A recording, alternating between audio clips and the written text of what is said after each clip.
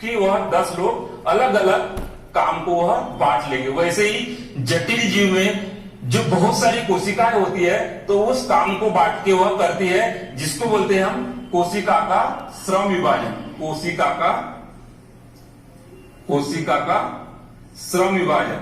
यह श्रम विभाजन का मतलब है कि यह एक समूह के रूप में जो कोशिकाएं होती है यह अपने अपने कामों को बांट लेती है। जैसे कोई रक्षात्मक आवरण बनाने का काम कर रही है, कोई हमें शरीर में गति देने का काम कर रही है, कोई हमारे शरीर में परिवहन का काम कर रही है, कुछ कोशिकाओं का समूह हमारे ढांचे का निर्माण कर रही है। तो इन्होंने क्या किया, कोशिका ने समूह बनाया और समूह के रूप में वह काम करने लगे, तो उसको बोलते हैं हम कोशिका का श्रम विभाजन। और जो श्रम विभाजन होता है उसी के दौरान ऊतकों का निर्माण होता है, क्योंकि वह समूह में काम करती है। तो उन कोशिका के समूह को अब हम ऊतक कहते हैं।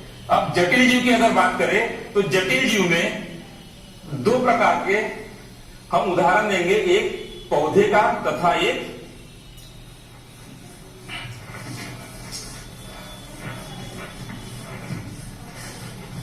पौधे तथा एक एनिमल या किसी जंतु का हम एग्जाम्पल लेके उनके ऊतकों के बारे में हम थोड़ा सा देखते हैं कि दोनों में किस तरह से उनके ढांचा जो होता है वो बना होता है। ऊतक एक तरफ हम लेते हैं जंतु और एक तरफ हम लेते हैं पादप। दोनों भी क्या है, जटिल जीव है। जटिल जीव या बहुकोशिकीय।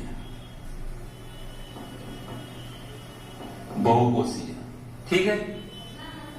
अब यह जंतु तथा पादप क्या है, दोनों भी बहुकोशिकीय है। अब दोनों में कुछ अंतर जरूर है, क्योंकि दोनों बहुकोशिकीय तो है, दोनों जीव भी है, लेकिन अगर हमें उनके संगठनात्मक स्तर की बात करें तो कुछ अंतर हमें स्पष्ट रूप से दिखाई देते हैं। जैसे जंतु क्या होते हैं, एक स्थान से दूसरे स्थान पे यह जा सकते हैं, अर्थात इनमें क्या होता है, प्रचलन। ठीक। लेकिन जो पादप होते हैं यह क्या होते हैं, स्थिर होते हैं। ये चीज क्लियर हो गया। आपने देखा होगा कि जो पादप होते हैं वह क्या होते हैं, एक स्थान से दूसरे स्थान पे नहीं जा सकते, लेकिन जंतु एक स्थान से दूसरे स्थान, चाहे वह कमाई के लिए करना हो या ऑफिस जाना हो या अपने साथी को ढूंढ रहा हो या इस तरह से जो भी काम हो उनके, उसके लिए वह उसमें प्रचलन होता है एक स्थान से दूसरे स्थान पे, जबकि पौधे स्थिर होते हैं। अब ये जो अंतर दिखाई दे रहा है, इसी के आधार पे हम ये अंदाजा लगा सकते हैं कि दोनों की संरचनात्मक ढांचा जो है उसमें भी कुछ न कुछ अंतर होगा। क्यों?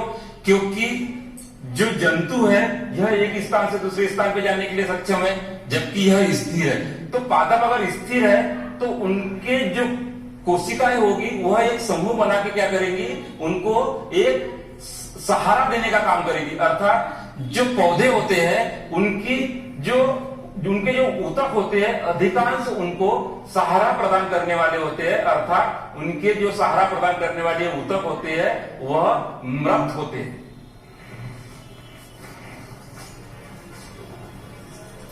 इनके ऊतक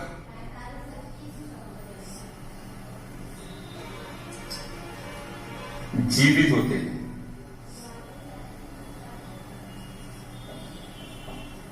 अधिकतर, ठीक है, लेकिन इसमें अधिकतर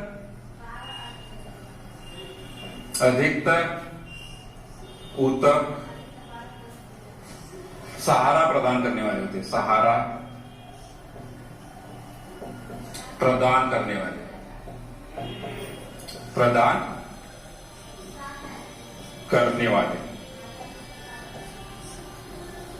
तथा मृत होते हैं।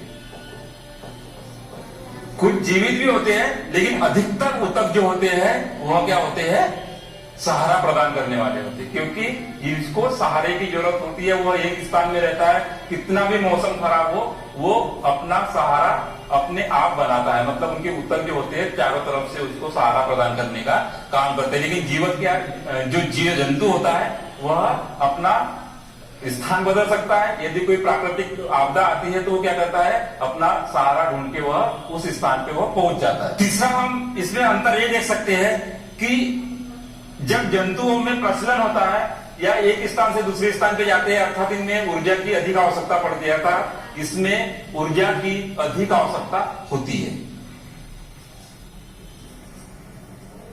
ऊर्जा की अधिक आवश्यकता होती है, जबकि इसमें यह स्थिर होते हैं तो इसमें कम ऊर्जा की आवश्यकता होती है।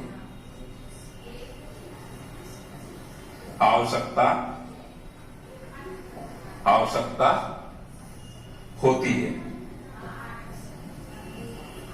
ठीक है। अब जब इसमें ऊर्जा की अधिक आवश्यकता होगी तो हमारे शरीर में ऊर्जा कौन उत्पन्न करता है, हमारे कोशिका में स्थित माइटोकॉन्ड्रिया। ये हमने कोशिका के अंतर्गत पढ़ा कि हमारे शरीर में जो ऊर्जा उत्पन्न होती है वह पावर हाउस या जिसको हम माइटोकॉन्ड्रिया कहते हैं। तो स्वाभाविक से ही कि इनकी कोशिकाओं में क्या होगा, माइटोकॉन्ड्रिया की संख्या अधिक होगी, इसमें माइटोकॉन्ड्रिया की संख्या बहुत कम होगी। तथा जो चौथा अंतर है वह है कि इनमें जो कोशिका का जो विभाजन होता है वह समान रूप से होता है। कोशिका का विभाजन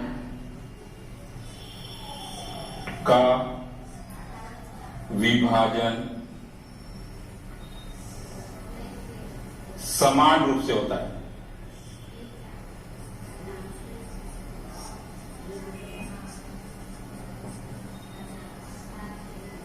अर्थात एक प्रॉपर रेशो होता है कि लंबाई और चौड़ाई वह क्या होता है, एक प्रॉपर एक रेशो में होता है और वह समान रूप से वृद्धि करते हैं। जबकि जो पादप होते हैं, इस पादप के अंतर्गत जो कोशिकाओं में वृद्धि होती है या कोशिका का जो विभाजन होता है वह जीवन भर विभाजित होते रहती है तथा कुछ विशेष क्षेत्र में ही वृद्धि होती है। वृद्धि विशेष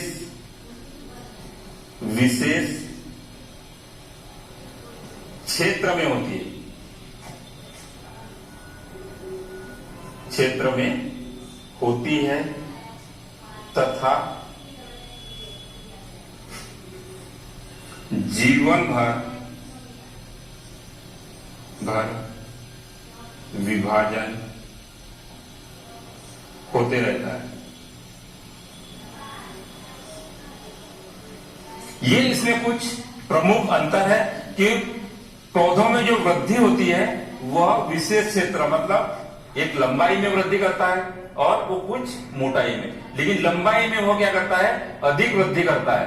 तो उस क्षेत्र में जहां पे कि यह वृद्धि कुछ विशेष क्षेत्र होते हैं उसी क्षेत्र में पौधों में वृद्धि होती है तथा यह वृद्धि जो होती है यह जीवन भर विभाजित होते रहते हैं।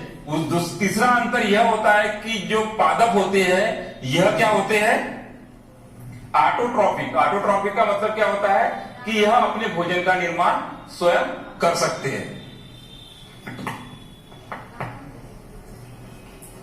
भोजन का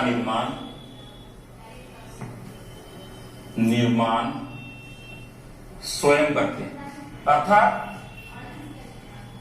इसमें जो क्लोरोफिल पाया जाता है प्रकाश संश्लेषण द्वारा यह पौधे जो है भोजन का निर्माण खुद कर लेते हैं। लेकिन जंतु जो होते हैं यह अपने भोजन का निर्माण नहीं कर सकते बल्कि वह दूसरे जीव पे निर्भर रहते हैं, मतलब वह पाचकों के ऊपर या दूसरे जीव के ऊपर वह निर्भर रहते हैं। मतलब यह किस प्रकार के हो गया, आश्रित होते हैं। भोजन के लिए क्या होते हैं, आश्रित होते हैं।